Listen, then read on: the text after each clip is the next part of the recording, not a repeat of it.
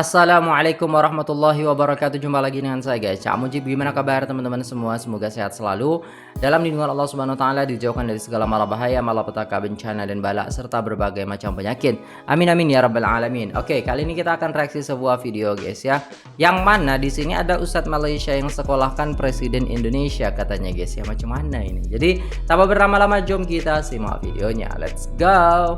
Apa kata Dubes Iran guys? Dubes Iran minta Indonesia tak akui Israel sebagai negara guys.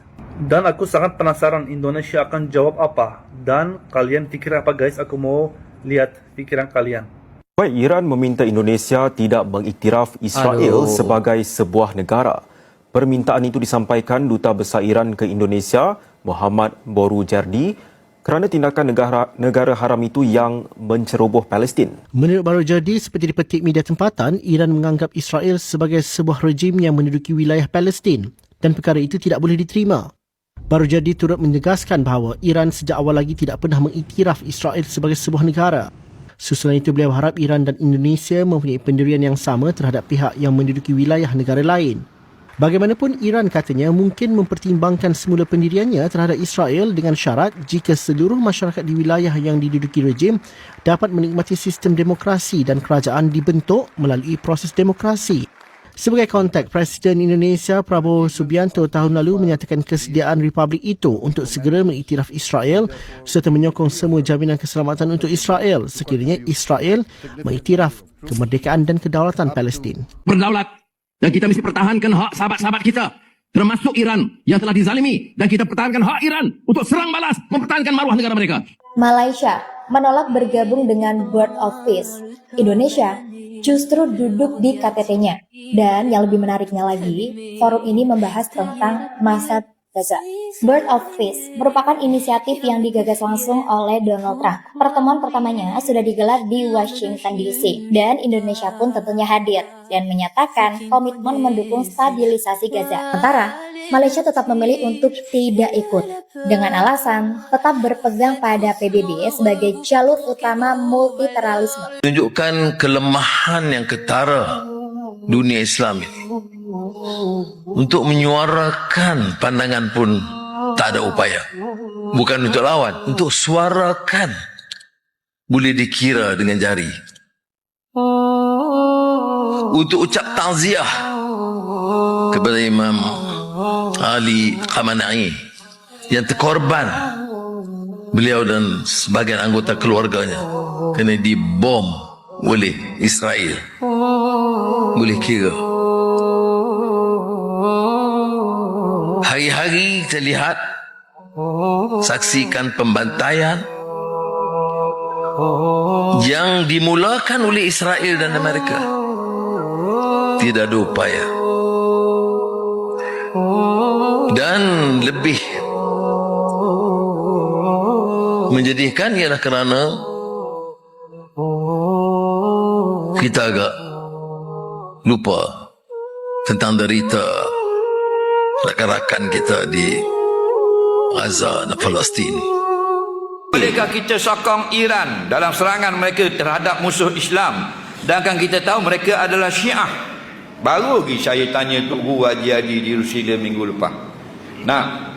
Isu menyokong Iran berperang dengan musuh Islam nombor satu dunia sekarang. Faham lagi? Hukumnya boleh. Yang tak boleh menyokong tentang Syiah di Iran. Dalam bab akidah kita bermusuh dengan Syiah. Dalam bab memerangi musuh Islam, Syiah pun tak ada masalah. Faham? Kerana ini bukan dalam bab akidah Syiah, dalam bab membantu untuk melemahkan musuh Islam. Faham lagi? Kena faham baik-baik. Kalau rumah terbakar, boleh guna orang kafir, tapi kalau nak solat, tak boleh imam orang kafir. Ada benda boleh, ada kala tak boleh. Kan? Rumah terbakar, datang bomba kafir. Nak rumah tu imam, kata tak nak, haram. Faham lagi? Tak boleh. Dibolehkan ketika darurat. Faham? Adapun imam orang kafir boleh tak? Boleh tak? Tak boleh. Padahal orang yang sama. Ahli bomba tu juga. Faham? Tak boleh. Ada kala boleh, ada kala tak boleh. Yeah, this is not a football game. This is not something that we go out in the streets with flags and supporting country X or country B or this or that. This is what we've always stated that is not permissible. That is the issue of demonstrations, where lots of chaos, lots of haram things take place. As Muslims, we side with anyone who claims to be Muslim, even if they're full of innovation, even if we believe in their hatred and enmity of Islam and the Muslims, yet still they're better than the other part, which is blatantly killing civilians, women, children, and the whole world is watching. And their ministers say that we would like to annihilate all the children, all the suckling babies, even the dogs and donkeys and animals they have. We would like to wipe them all off, annihilate them. Is this something plausible to them, the disbelievers who are united against Islam? It is. And if any Muslim would have said this, they would have labeled the whole region as a region of terror and a bloodthirsty, violent fanatics. So we don't cheer. We judge things by what we see. And definitely to side with a corrupt Muslim with corrupt aqidah against any non-Muslim is a priority in Islam, and Allah knows best. Assalamualaikum. Bapak Waalaikumsalam. Presiden Prabowo yang saya hormati. Jujur Pak, baru kali ini saya merasa malu sebagai orang Indonesia di Iran Pak. Saya begitu dihormati di Iran dengan status saya sebagai WNI. Indonesia dikenang oleh orang-orang Iran itu Pak sebagai negara yang paling konsen membela negara-negara yang tertindas. Membela Palestina dan termasuk berani di hadapan hegemoni Barat. Mereka selalu menganggap bahwa semua presiden Indonesia itu seperti Soekarno.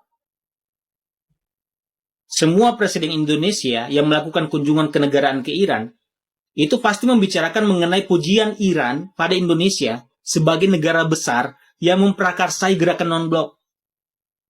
Namun sekarang, di mana posisi Indonesia ketika Iran berperang dengan melawan Israel dan Amerika? Anda tahu tidak, Pak? Dengan duta besar Iran lebih memilih berkonsultasi ke Pak JK dibanding ke Anda atau ke Menlu Anda, itu adalah isyarat Iran mulai tidak percaya pada Anda. Anda sudah dilihat sebagai orangnya Trump, bukan orang non-blok dan netral lagi. Anda juga baru mengeluarkan pernyataan duka atas meninggalnya pemimpin tertinggi Iran. Itu setelah Dubes Iran ketemu JK, ketika Dubes Iran menerima surat duka dari Ibu Mega. Mengapa seterlambat itu, Pak?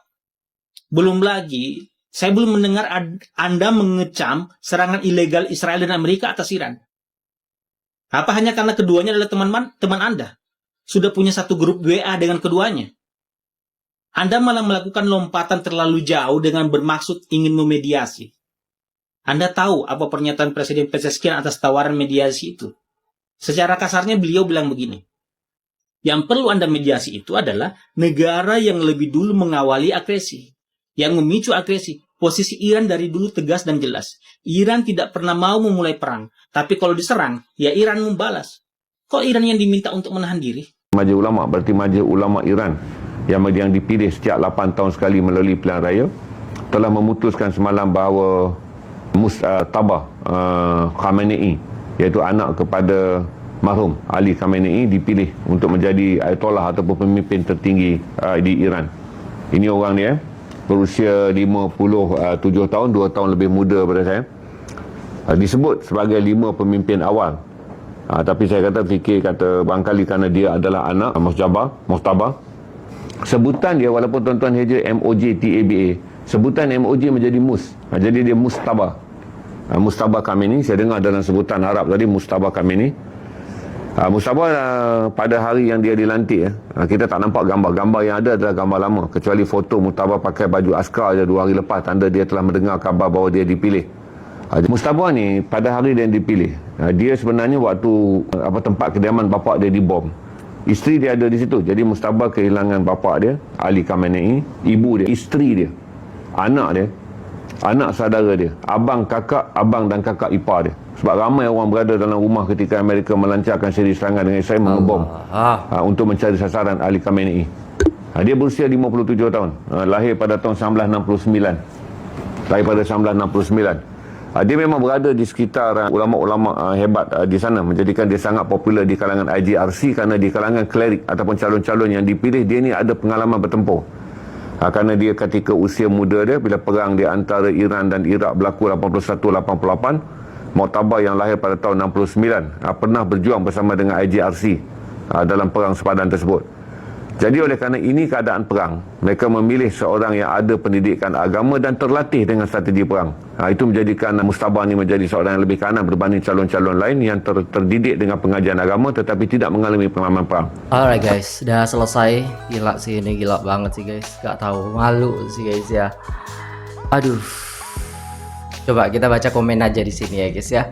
Malaysia tidak bohong, Malaysia terbukti tidak mengiktiraf negara Israel. Iya, di paspor mereka sudah dijelaskan tidak akan memang ya seperti itu gitu. Dan Malaysia tetap berdiri tegak di situ. Lihat dengan mata sendiri dalam paspor Malaysia, ya benar guys ya. Presiden paling bodoh sepanjang sejarah Indonesia. Rakyat Indonesia harus langsirkan. Aduh, enggak lah. Mungkin bisa diperbaiki ya. Pak Prabowo harus belajar urusi banjir dulu. Sudah berapa bulan berlalu keadaannya masih berduka, nggak perlu urusi perang Iran. Iya sih, ngurusi di negara sendiri aja belum kelar gitu, udah ngurusin di luar negara gitu, ke luar negeri aja terus ya kan. Sedangkan rakyatnya masih kelaparan, MBG carut marut ya kan, banyak orang masih keracunan, nggak jelas. Aduh. Negara Cina yang bukan negara Islam tapi menyokong Iran. Sebaliknya Indonesia yang jelas negara Islam terbesar malah menyokong Israel. Kita nggak mendukung guys, kita nggak mendukung Israel. Rakyat Indonesia nggak mendukung itu gitu. Hanya Pak Prabowo aja tuh. Takut dengan Pak Prabowo kalau rakyat Indonesia akan buat demo besar-besaran. Buat rakyat Indonesia malu besar. Aduh, jangan malu-malu wahai tetanggaku. Asal kita mau membantu, kita juga satu ibadah juga. Doakan Iran semoga tetap kuat. Salam dari Malaysia. Jadi budaknya Netanyahu dan Donald Trump selalu sebut salam itu. Dia suka Ibrani katanya. Indonesia menagih perhatian dunia, attention seeker. Sebab itu Prabowo sanggup lakukan apa saja. Hanya pembaca berita Malaysia yang berani gelap menyebut negara haram Israel ketika membaca berita. Kayak gitu ya guys ya. Sesama bentukan British jangan sok keras. Nah, bicara apapun negara Anda nggak bakalan didengar Israel katanya. Kayak gitu, daripada presiden kita membela Israel guys ya. Sudahlah. Ya, mungkin itu dulu videonya guys. Terima kasih buat teman-teman semua yang sudah nonton ya. Semoga ini menjadi pelajaran bagi kita. Dan apa kata Ustaz Azhar Idrus tadi, ya kita boleh menyokong itu gitu kan. Dan itu boleh-boleh saja karena tidak menyinggung syariat kita. Jadi kalau masalah memerangi musuh Islam, it's okay. Tapi kalau masalah syariat, ya kita kembali lagi dengan ajaran baginda Nabi Muhammad SAW. Nah, itu dulu. Terima kasih sudah tengok video ini sampai selesai. Jangan lupa like, share, komen, dan subscribe. Saya pamit undur diri. Wassalamualaikum warahmatullahi wabarakatuh.